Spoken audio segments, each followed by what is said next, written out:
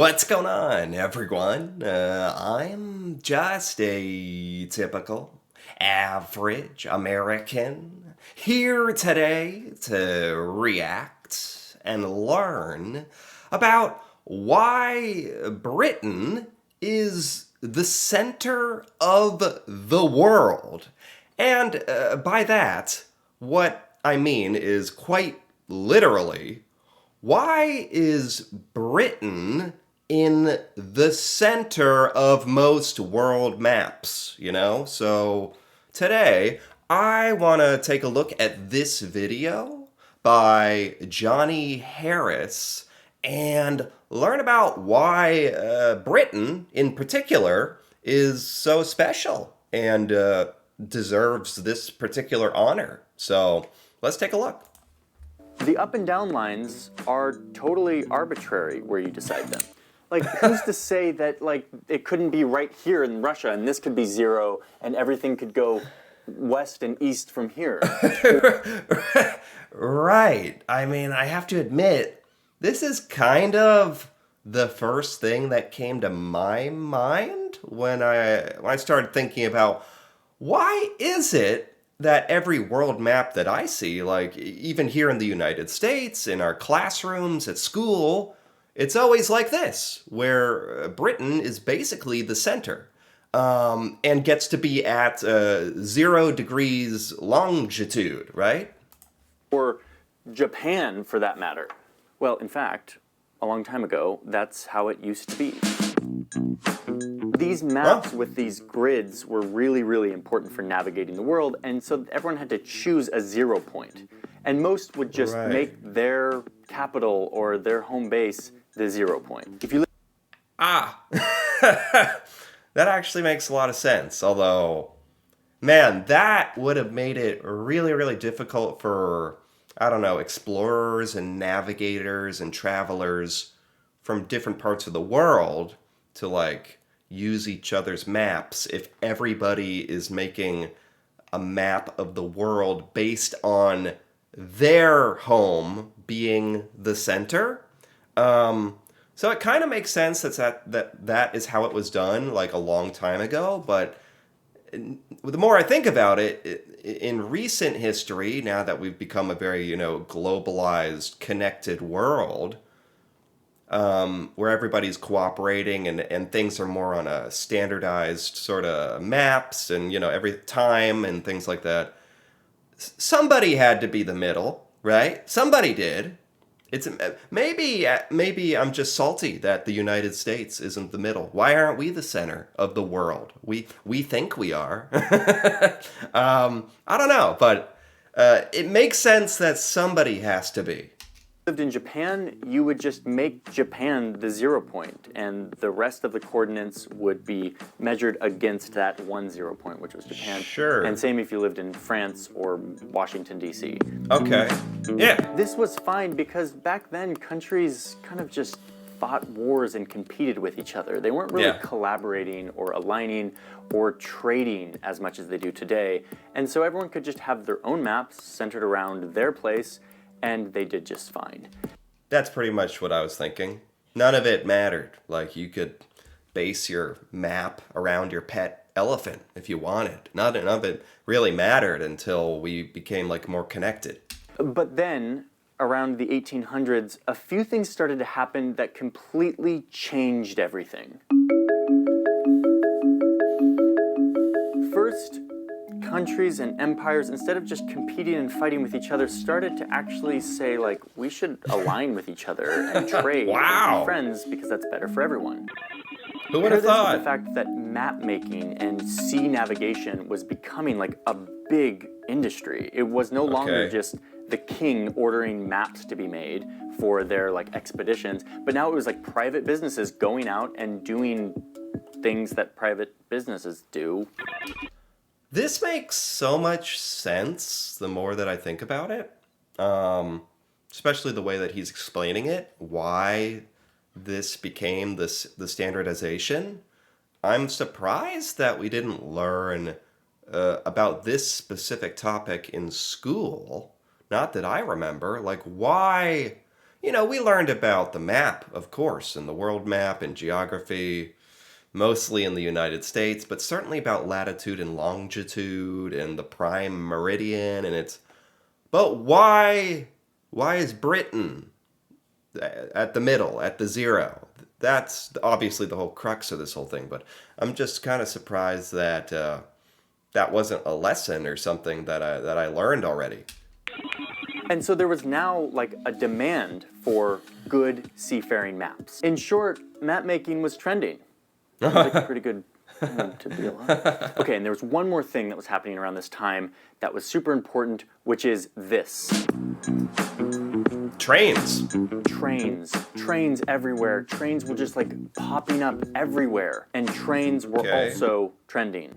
People were now able to travel like across the country, not just like on their horses, but on this whole system of trains where you could buy a ticket, get on a train, and end up somewhere hundreds of miles away. Isn't that crazy to think about? Like, that for many, many humans, like how now we get excited like when a new iPhone comes out or AI upgrades come out and ChatGPT and virtual reality. And there was a time where like literally trains, like building trains and maps was like exciting and like more so than like probably we can even appreciate, because imagine how connected the world was actually becoming. Probably more as connected in such a big way, and then the next biggest leap was probably like airplanes and then like the World Wide Web, of course. But yeah, this was like, it's just cool to think about. And you know what trains run on, besides coal, is time. Timetables, schedules. How do you know when your train's gonna arrive, and when it's gonna leave, and when it's gonna get there? Time. Some universal set time. The problem is, back in the 1800s, there was no universal set time. Check out this piece of paper. Oh. Today, all of these cities and towns would be just on Eastern Standard Time, one time zone. But back then, every town had their own time, depending on when it was noon for them, if they were a little bit... What? Oh my God. Never mind. I was like romanticizing this whole time period, like, oh, how beautiful. No. Like 5,000 different time zones? Ugh. No wonder this all got fixed over the course of time, and wow, it was that bad. Oh my God, I didn't know that. East or a little bit west of here, that would be different than in Washington, D.C. Total nightmare for trains. Yeah. The lifeblood of trains is time.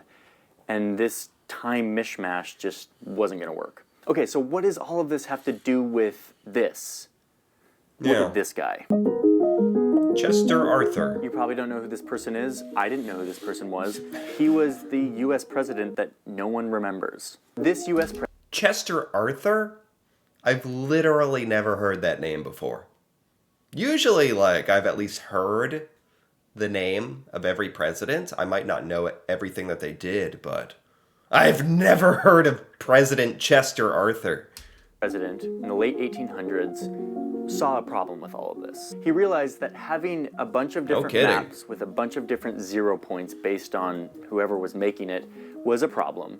And he realized that not having a universal time zone or some sort of universal way of making the same time for everyone was also a problem. Yeah. So he invited 41 countries to come here to Washington, D.C., where I live, and to sit around and think and talk about where this 0 point should be. Where should the center of the world be so that... Whoa!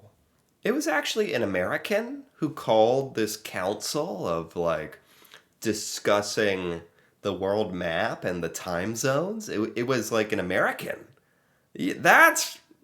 Sorry, but I just have to take a moment and be, like, proud of that. That's really cool. I didn't know that was going to be a part of this whole story.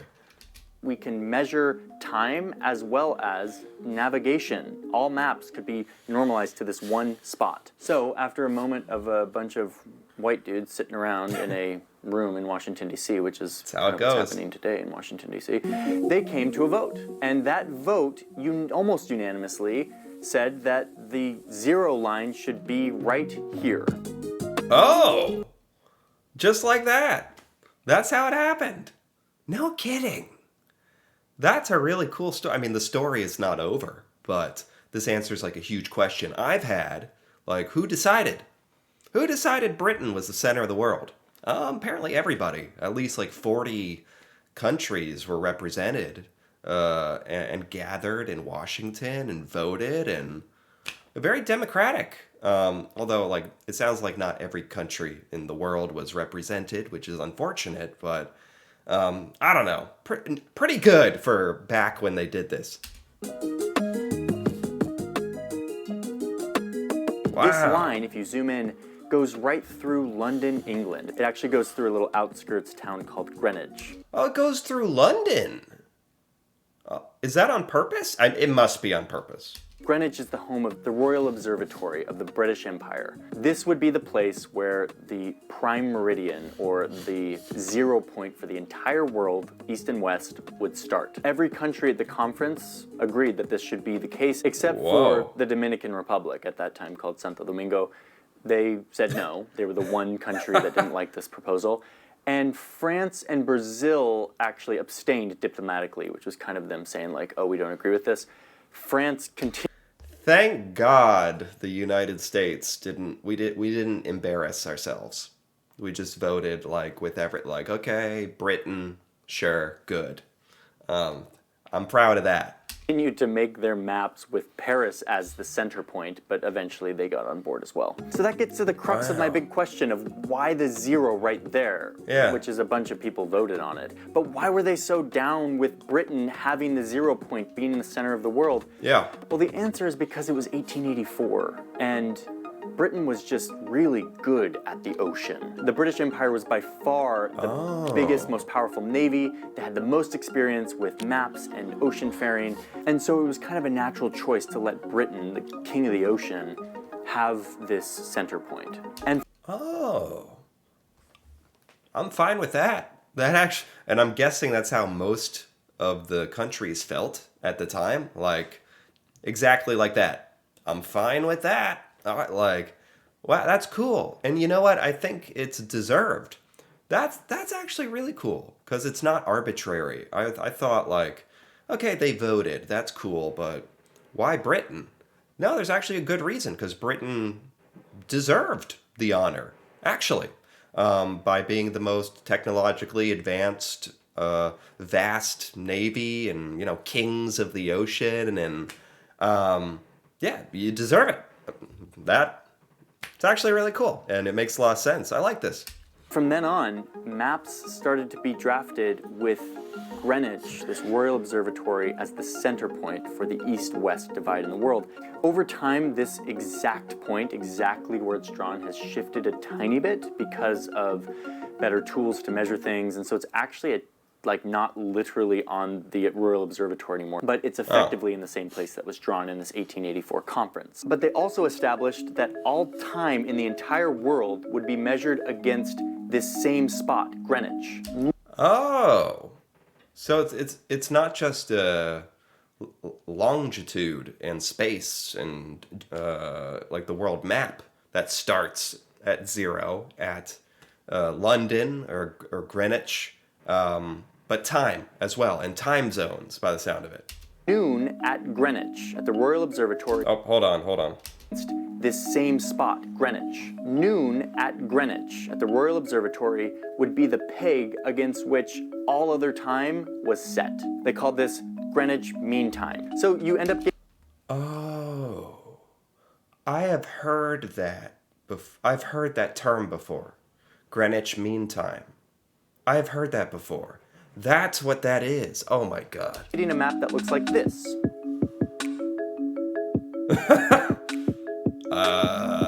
Wow. Zoom in and you see Greenwich is right here. That's GMT, Greenwich Mean Time, okay? You go west of here and you start to get GMT -1 or -2, -3. You can come all the way back to the east coast of the United States, and this time zone is Greenwich Mean Time -5 right now. Sometimes it's -4 if there's daylight savings. Okay. Daylight savings is dumb and whatever. But you get the idea. But the point of all of this is to say that because of this conference in 1884 to reconcile train timetables and to make maps more uniform, we now have this navigation and time system that rules our whole world, and Britain is just sitting at the center of it, of course. Wow. Cool. This was actually a lot of fun.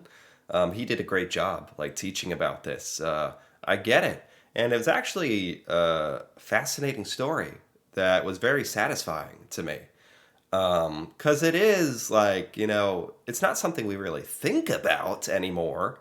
I certainly don't. But being, like, the de facto starting point of the map, the center of the world, it's a pretty big honor. It's pretty cool. And, yeah, seems like Britain deserves it. And it works. And I understand why. So I enjoyed this. Anyway, if you enjoyed this as well, feel free to give this video a like or leave a comment with your thoughts on this cool story. And if you're interested in more videos like this, me reacting to British things I've never seen before, feel free to subscribe for more. And until then, thanks for watching, and see you next time.